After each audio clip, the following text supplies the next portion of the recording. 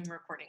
Okay, so remember when I said if a dog comes in scratching and chewing, and they're pruritic, and that's a symptom of an allergy, and we try to rule out, um, uh, we try to rule out environmental like dust, pollen, grasses. Does the animal have fleas? And then we can try to rule out food allergy. And I think food allergy is a little bit easier to rule out. I mean, probably the easiest is flea. You either have evidence of fleas or you don't. And when my dog personally had food allergies, he was scratching his face, chewing and licking his butt, chewed his paws raw. We had to we ruled out demodex, and I'll talk about that to make sure it wasn't fungal or it wasn't a mite. And then we decided to check for food allergy. And it's called food allergy dermatitis, sometimes CARF, which is cutaneous adverse food reactions. And a lot of people just say, my dog has a food hypersensitivity. It's not really been determined because it doesn't necessarily seem to be a genetic component, but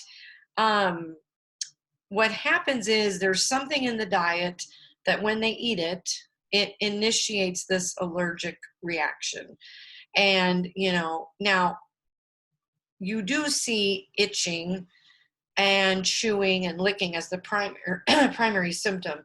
There can be some vomiting and diarrhea because it can cause some sensitivity internally in the digestive tract. But primarily food allergies present, and, they're chewing and licking excessively. And what's interesting, when my dog was diagnosed, and the doggy dermatologist who I was friends with, she said seems to be a pattern.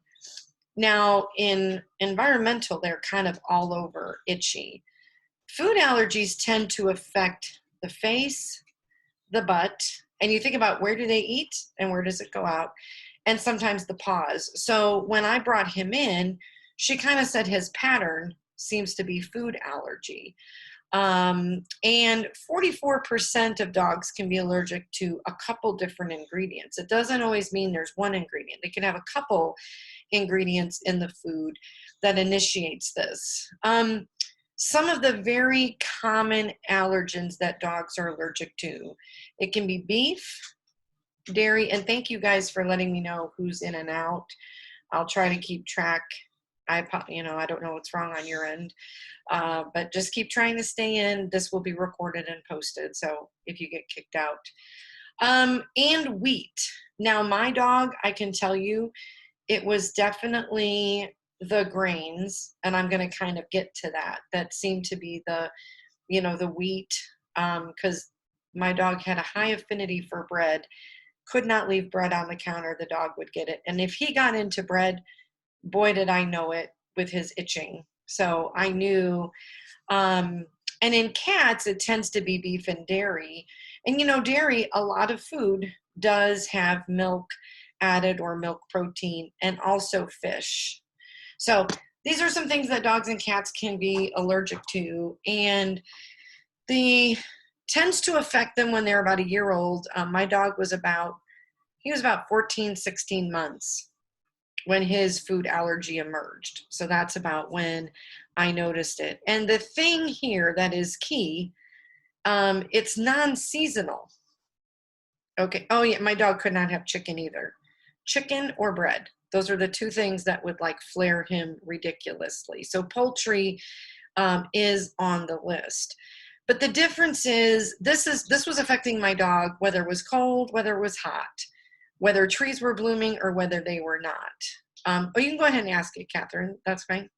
I was just curious. One of the doctors at a clinic that I was training at mentioned that most grain-free diet foods have been leading to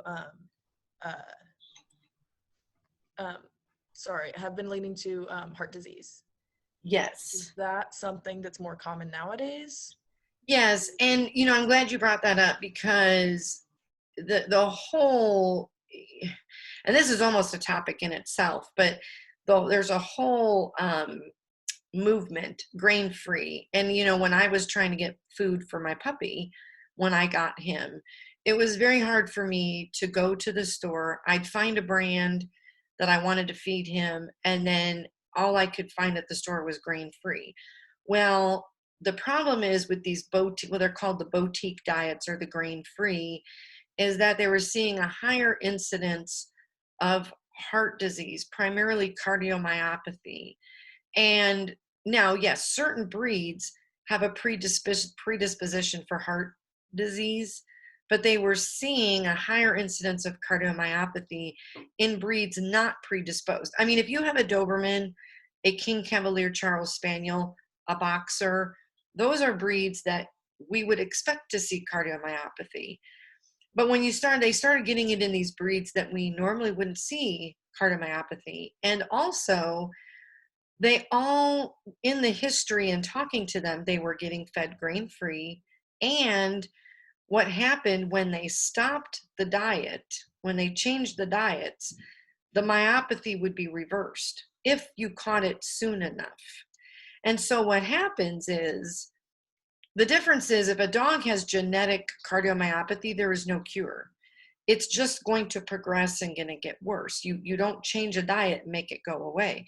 So right there was some glaring evidence that these grain-free diets have a high amount of legumes, which are like peas and beans, lentils, and there is some tie-in with those ingredients and this development of this cardiomyopathy.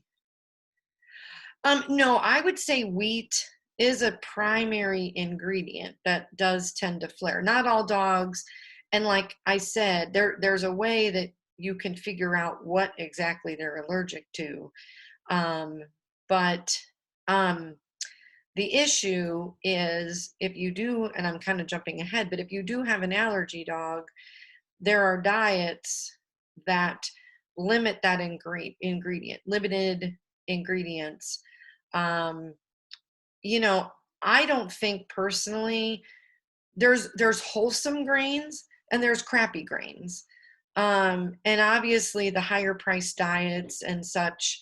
I mean, I feed AJ, it's wellness and it's high protein with wholesome grains. And so it's the healthier grains, not like the filler grains. So, to me, unless I see evidence of scratching or an allergy, there's no reason they can't have grain. And it's kind of there'll be a trend in people, and then they transfer trends to animals. Sure, you can buy crappy dog food that has crappy grain fillers, but there's definitely healthy food. So technically grains. Did you ask something? So when you talk about grains and you think about like corn and wheat and like barley, but then there's like healthy oats and other things that can be added to the food that can make it a healthier food. And again, I don't teach your nutrition class, but you kind of look at the first three ingredients. And if it's like corn and wheat and something, that's all filler. You want to see some healthy ingredients. The first three ingredients are the most important when you're looking at a label. And how much, but again, I believe in grains. Now, if your dog has a grain allergy, that's different. Then you may have to get a diet that limits grain, and that dog may have to be monitored. And it's not for sure. Not all dogs fed grain-free are going to develop heart disease. So like I said, I belong to a boxer group on Facebook, and this is a constant debate where you got half the people that are like, my dog ate grain-free and lived to be 15 years old. And that's fantastic, but not every dog needs to be on a grain-free diet. So I don't know if that answers your question. It's a huge debate right now, but I'm saying if you go to any pet store, I challenge you to find a good amount of food with grain. Everything is predominantly grain free. And that is my concern, is that there's animals that are on grain free that don't need to be. And again, it's been proven. It's been proven, this heart disease, this link. And again, the key here that people want to argue is that if I have a dog and it develops cardiomyopathy and I change its diet and the cardiomyopathy goes away, the dog gets better, that was diet induced cardiomyopathy, because cardiomyopathy does not go away. And so for me, I have boxers. I have dogs that are genetically predisposed to heart disease. So I'm like, I don't want to feed them grain free. So it was a huge challenge to find a food I thought was good to feed him, but yet had grains, because I'm like, I think, like I said, he starts itching or something, then we got to cross that path. Yeah, I mean, it's marketing. It is all marketing. And the day I went to buy his food, I was so mad. I'd gone to 3 pet stores, and like I said, I was looking for this wellness puppy, high protein with wholesome grains, and a lot of stores sold wellness, but they were only selling the grain-free version. Actually, I finally found it at a PetSmart in Noblesville. But they had this huge section, all grain free, and then they had like 2 bags of the ones with grain. And I was like, and I want to get on my soapbox and just you know, because like I said, I just don't think it's neat. But this is what we call the boutique diets, is they're trying to be these very high priced, really kind of bougie diets. Um, Yeah, and normally, Morgan, with dogs, because they're omnivores, a canine diet can have a fair amount of vegetarian component, but I worry about it more in cats, because cats do need primarily a carnivore diet. So you're gonna get into some health problems if you try to make a cat a vegetarian. Um, a dog does need some meat technically, but because they're an omnivore and they eat both, you have a little bit, what I'd say, more wiggle room. But yes, I mean, it is a huge debate. Diets are a huge debate. Um, but so if we go back to, sorry, I hope I answered questions, but it can be when they're younger. It's a little rare that they're under a year of age. So it's usually somewhere between 1 and 3 years is typically when it emerges. Um, and typically they've been eating maybe the same food for quite a while, and then all of a sudden it can cause a problem. And the difference is the pruritus, or the itching, is not as responsive to steroids as environmental allergies are. And again, the problem is they're allergic to something systemically, not something that they're exposed to, but like, it's in their diet. So it can cause more of a common. And the problem is pruritus is itchy, but it can have a pattern, but I will tell you, it can affect anything, but my dog's face, feet, and butt. The dog chewed his butt like ridiculous amounts. His paws were bare because he would chew his paws and lick and chew and scratched. I mean, he had sores on his face because he was scratching his face so bad. So there is a little bit of a pattern as to where they are pruritic. I mean, but they can scratch their trunk. They can scratch their ears, so that not that they can't. And the problem is, anytime you have that much scratching, you're going to get you're going to get papules, which are, the beginnings of those little pustules. You're going to get erythema, which, the skin is all over red.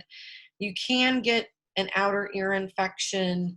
And again, secondary lesions from trauma. He had scabs on his face, but the scabs were because he was scratching. So you get these secondary skin infections, and again, diarrhea. Now, I will tell you, if my dog got into chicken, because I eventually found out chicken was one of his things, because if he would get it, um, he would get really soft stool.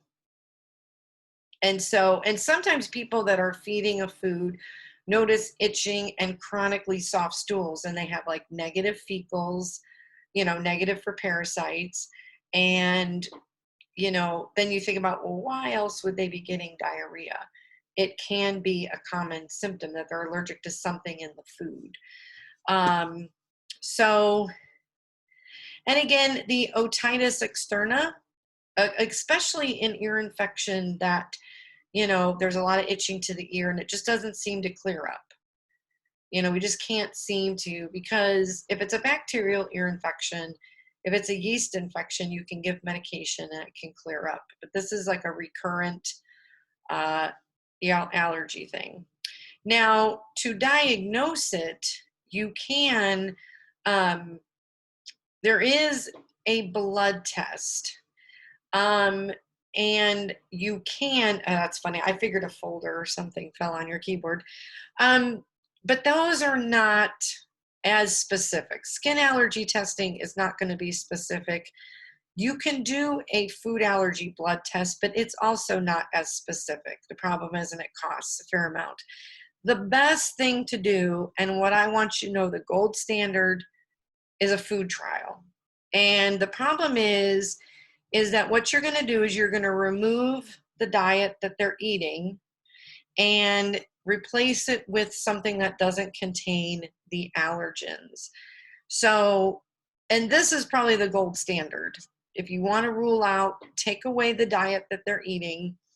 And what they're going to do is you're going to put them on a special hypoallergenic diet. Now, I will tell you, my dog, I'm going to skip ahead, but I'll come back to these notes. We put my dog on something called ZD, prescription diet. It's Hill's prescription diet. You have to get it at a clinic or have a prescription, Z/D. And the whole diet is hydrolyzed, meaning it has all the components. ZD had all the components of normal dog food, except the proteins in the diet were broken down to such a tiny form that the body didn't react to it. And I'm going to tell you, within about a week or two, that dog was not scratching, the dog was not chewing, was not clawing his face, not chewing his butt. I mean, I pretty much instantly knew he has a food allergy because I took away the food, put him on the allergy diet, and everything improved. And I was like, okay, I got my answer. I have a food allergy boy. So then there are what I want you to know, there's two types of diets. And this is important. There's two types of diets you can use for allergy dogs.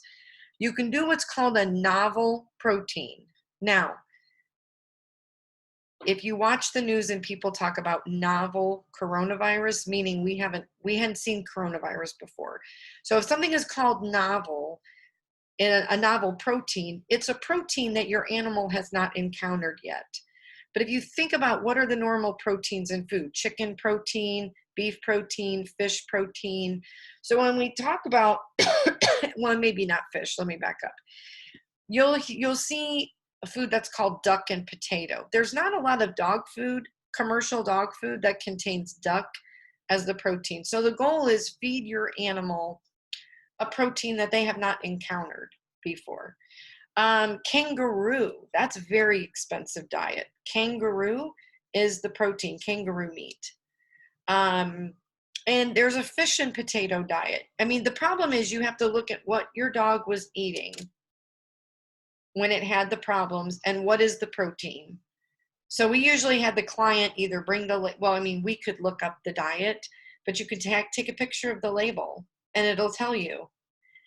If it doesn't include duck or fish or kangaroo, you could do what's called limited ingredient or novel protein diets.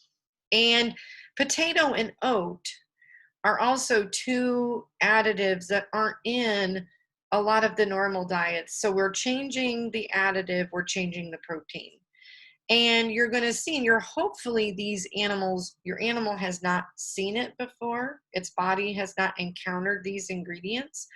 And we're going to see if they react to it. Probably the best is the hydrolyzed protein diets.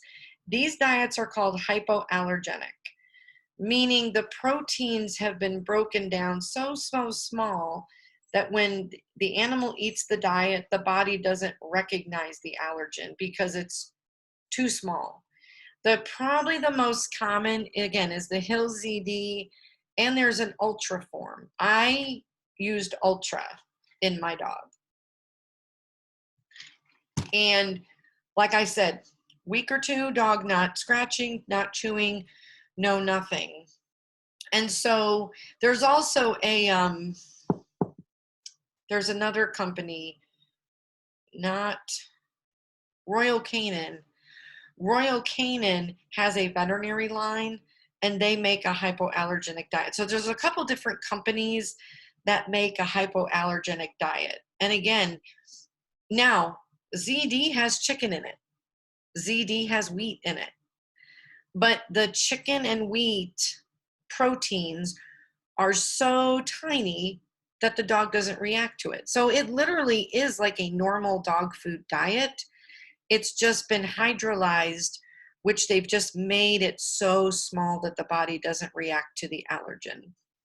Now, here are some rules that I want you to know for the test, or that are important to know, is when you do a food trial, they can't eat anything else.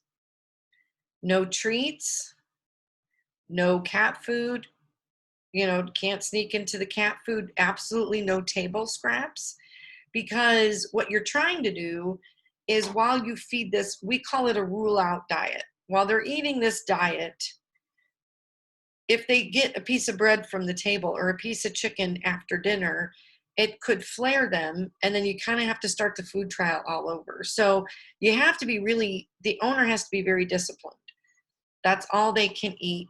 Also, if they're doing anything like a lot of flea medication, oral flea medication, or heartworm preventative is beef flavored or chicken flavored, they can't get anything that has any additive in it. So they have to maybe do their, can they wait to do their heartworm preventative after the food trial, or you may have to choose a different medication. Usually the food trial, like, you can usually do it for 8 weeks, but I'm going to talk about what happens in that 8 weeks. What you begin with is you only, like I knew within a week or two, I was like, ZD works. Now let me jump ahead. I decided to just feed my dog ZD for life. The doctor that I was working with, she's like, it's a balanced diet. You don't need, the problem was at the time, my kids were little. And doing a complete long food trial was almost impossible because they dropped stuff off their high chair. Oh, doggy, French fry, it was literally impossible for me to almost completely limit that the dog wasn't going to get into anything. And then when the doctor said it is a balanced diet, and she said the price is somewhat comparable to the novel protein diets, I knew he was going to have to go on a special diet. I was like, you know what? I get a discount on the food. I'm just going to feed him ZD. And he ate it for life. He was shiny and pretty. He liked it.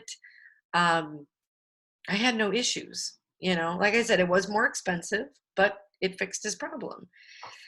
So what you do after about 4 weeks in, you should, if it's a food allergy, you get a rapid reduction in pruritus. Like I said, for my dog, it was almost instantaneous. About a week or two, he was so much better. I noticed right away. If you're doing the food trial and the dog is still itching like crazy, well, number one, make sure he's not getting into other food. If you know that he's not getting treats or cat food or anything, then it may be that there's a different type of allergy, you know.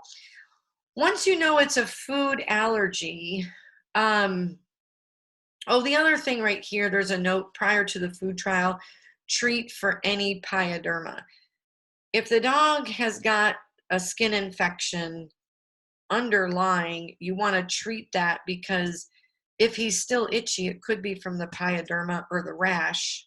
So you want to get that cleared up and then start the food trial. Kind of like once we're all okay, start the food trial. And then the only way to find out what they're allergic to do is do what's called a challenge, a food challenge. So when we do a food trial with owners, we would give them a chart and they would mark when they start the new food. And then after the dog was better, maybe in 2 or 3 weeks, they'd say start to introduce a protein. So I might start with chicken. So what that means is once you've completely cleared up your dog on this food, give him a piece of chicken. Does he start scratching? If he starts scratching like crazy, he's allergic to chicken. If he can tolerate chicken, the next week you might add beef, a piece of beef. And if he tolerates that, you might add a grain, and maybe your dog starts scratching, and then you know, oh, it's wheat. Do you see what I'm saying? You like gradually you're going to start to add a different food back into the diet and figure out which one they're allergic to. Now, my dog, for example, well, let me kind of go down the list and I'll explain it.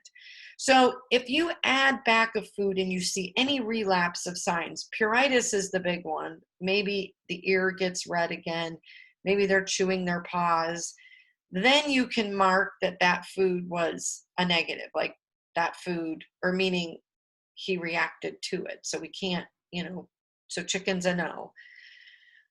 So like an example, week 1, you might give beef or rice or test for the beef. And then you might try lamb. And then you might try chicken. And then you might try bread or pasta. That'll determine wheat. And then you might do cheese, and that'll determine dairy. So you see, it's going to take several weeks to kind of go through this food trial, because now if I decide to do the food trial, the full food trial, and I knew that he couldn't have wheat or chicken, I could go to the store or through the vet or through a specialty pet store. I could order a food as long as it didn't contain chicken or didn't contain wheat. So it's not that the dog cannot eat food in the pet store. You just have to be very selective for these ingredients. Or I'd switch my dog to one of those novel protein, maybe the kangaroo potato or the duck and potato. So again, there's companies that make these what we call limited ingredients diets. Now, so again, this is the problem with grain-free. What if your dog's not allergic to grain and it's got chicken in it or beef or whatever? So, there's plenty of animals that are allergic to the protein and not the grain. It's the meat component of the diet that they're allergic to. It's got nothing to do with the grain. And I think it's a falsity to say if I feed my dog grain food, they're going to develop a grain allergy. There's no real prediction. Like I said, the only reason I knew, because if my dog got into bread or someone gave him chicken, he was itching and chewing his butt for 2 or 3 days, or he had some diarrhea. My neighbor had given me a bag of, it was those, they look like chicken tenderloins, but they're flat. They almost look like chicken jerky treats. It was a big bag. And oh my God, did he love them. But after a couple days, and this was before I knew what he was allergic to, when he got into those treats, he just had soft stool for like a week. And my first thought was like, maybe the treats were bad. Like maybe they were spoiled and he had like a bacterial infection. So I threw him out because I was like, when he got the diarrhea, I'm like, what's changed? The only thing that changed was I started giving those new treats. And I was like, all right, let's get rid of the treats. Let's figure out.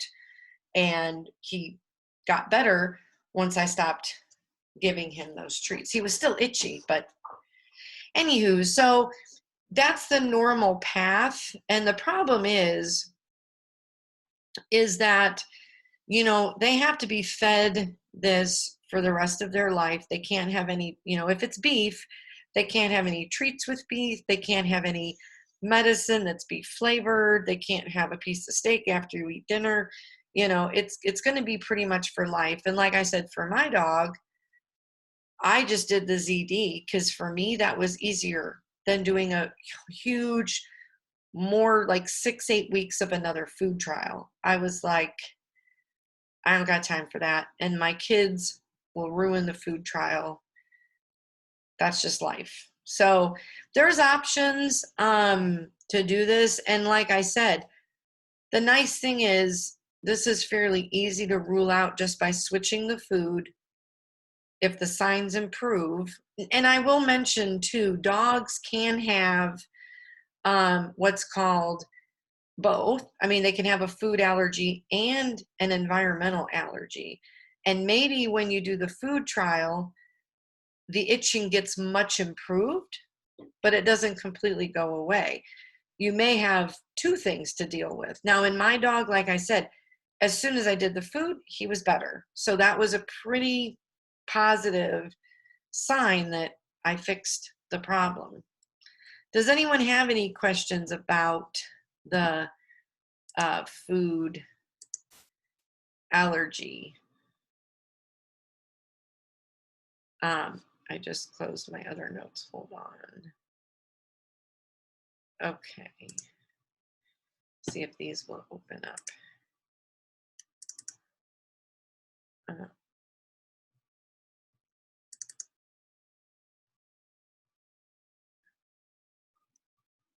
There it is. I was like, it wants to open.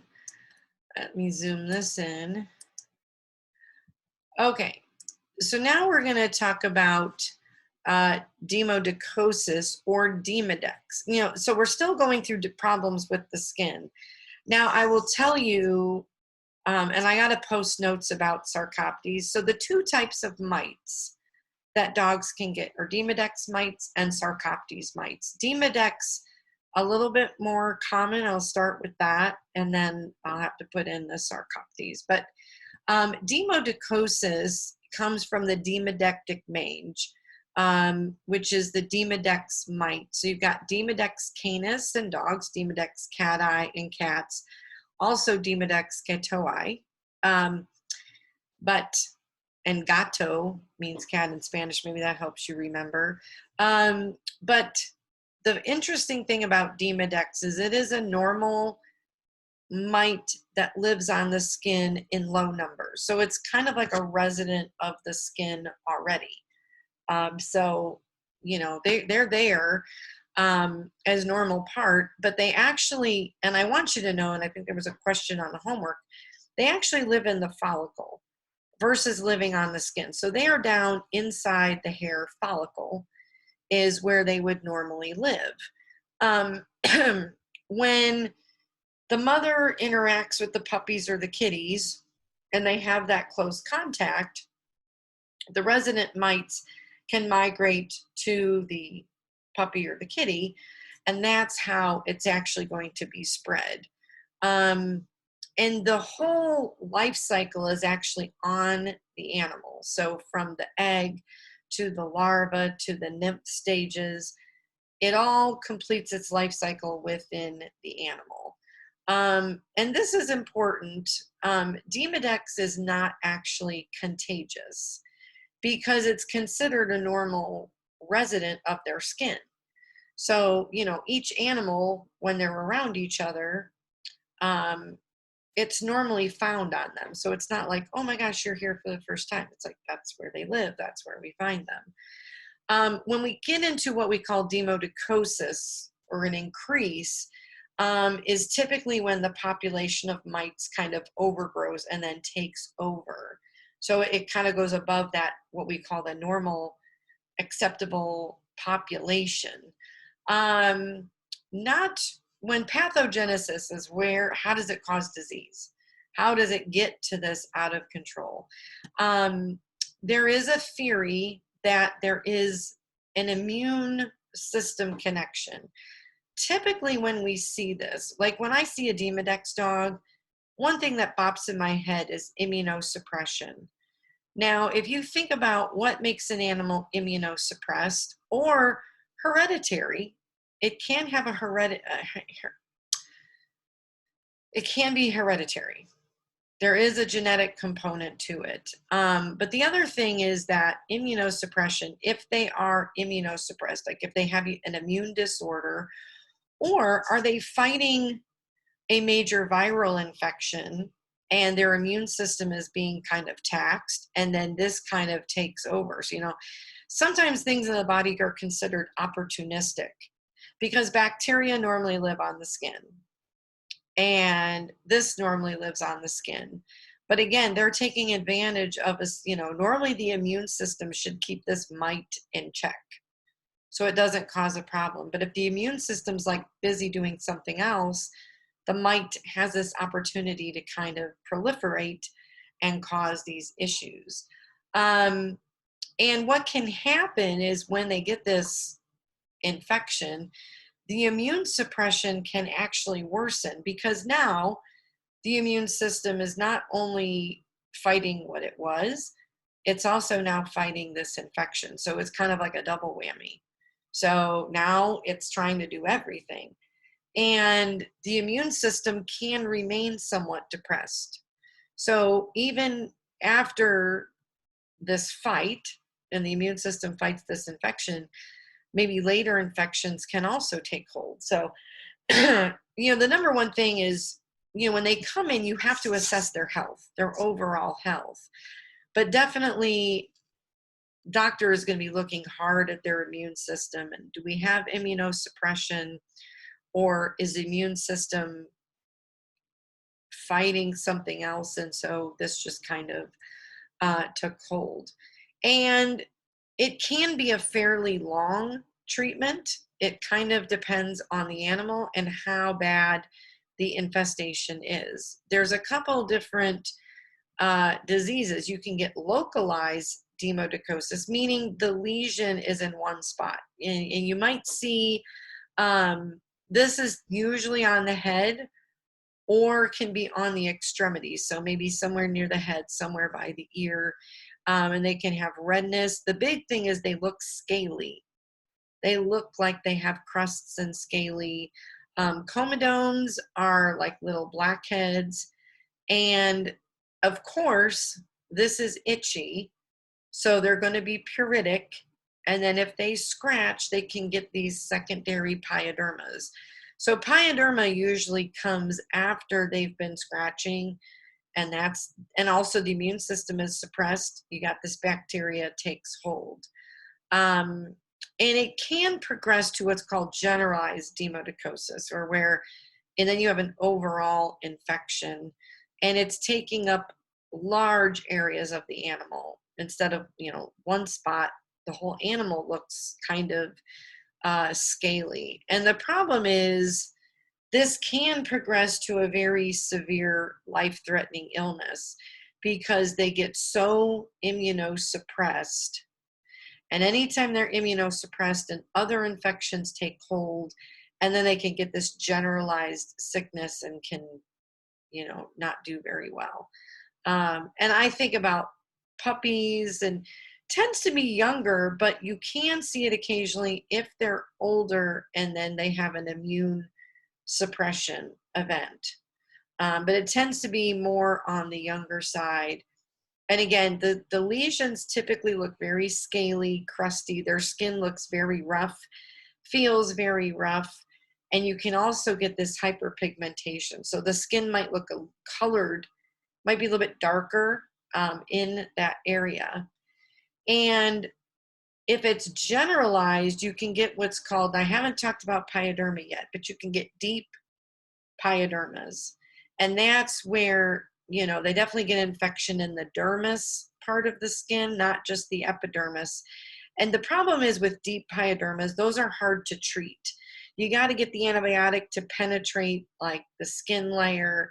So this is usually high dose antibiotics and long-term antibiotics to take care of that. Cellulitis is where the skin layers will actually be swollen with fluid. Now, edema is like under tissue layers, but fluid trapped within the skin, you get like a cellulitis. And that can cause pain because the skin is actually swollen. And there's a note here, if you get the adult onset, it's definitely a very serious form. And usually, because again, when I think demodex, I think puppies, or I think under a year and maybe a year and a half, but you don't expect to see it in an older dog. And when it hits them when they're older, that's a big red flag for an immunosuppressive disorder. And again, the demodex, you don't think about a mite threatening their life, but the problem is the underlying immunosuppression is the big concern that allowed this infection to take hold. And that's kind of a big thing. So the problem is it can be hard to treat them, especially when they get the older onset demodex. The younger ones are a little bit easier to handle with treatment. And then you can get these other forms. Now, the primary forms, I think, of localized and generalized. If we do pododemodecosis, podo is meaning paw or feet, but there are their paws, where it just primarily affects the paws. They get the, erythema, alopecia, but you get a lot of crusting and pustules and scar tissue. And sometimes these dogs are limping pretty severely because their feet hurt, their paws hurt. So they might walk because, again, you get the cellulitis, the crusting, the pyoderma, and just putting their paws on the ground hurt. So you might get some limping, and again, they're very tender when you touch their paws. And the otodemodecosis is the same thing if it affects just the ears, where they get the severely crusted ears. They get erythema.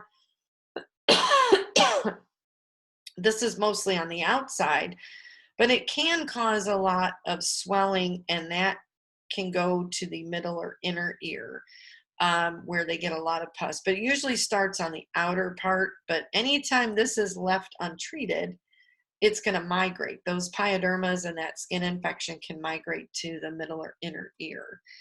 To diagnose, this has to be done through a skin scraping. And the big thing I want to tell you about skin scraping, and I don't know if you've talked about this in any classes, the demodex mite is in the follicle. And if you just leave this, like if this is the skin, my sweater, and you just scrape the top, well, the problem is we're really trying to get these mites out of the follicle. So normally what I do with the skin, before I do a skin scraping, is I take the skin and I take a chunk of it and I kind of pinch it in a couple different directions.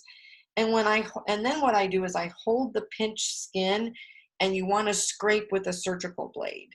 Now you're scraping, but you want to scratch to the point where you get blood.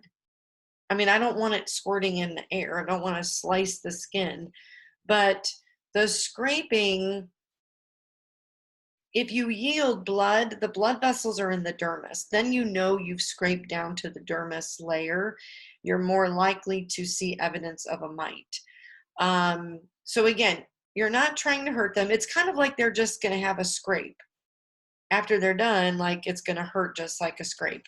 But that's what you want to do. And we usually, after I scrape on the skin, I take a slide and I put a little dollop of I put a drop of mineral oil, and then you rub the blade around, and you're trying to dissolve or spread out what you scraped off the skin in this little bit of mineral oil.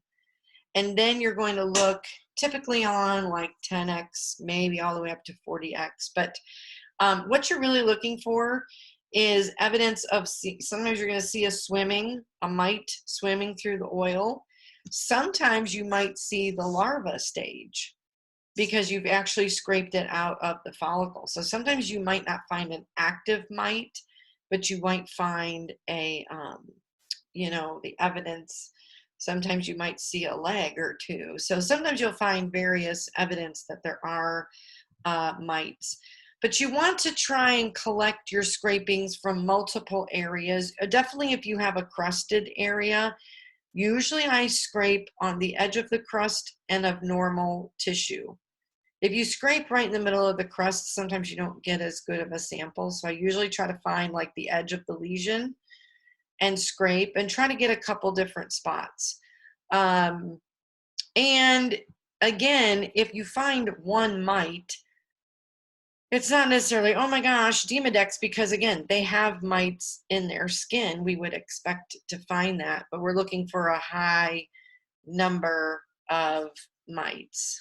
I know it's time for us to go. So I'll talk about the treatment and then we'll move on to those other, uh, the dermatophytes and the pyoderma, which we'll talk about. Do you have any questions?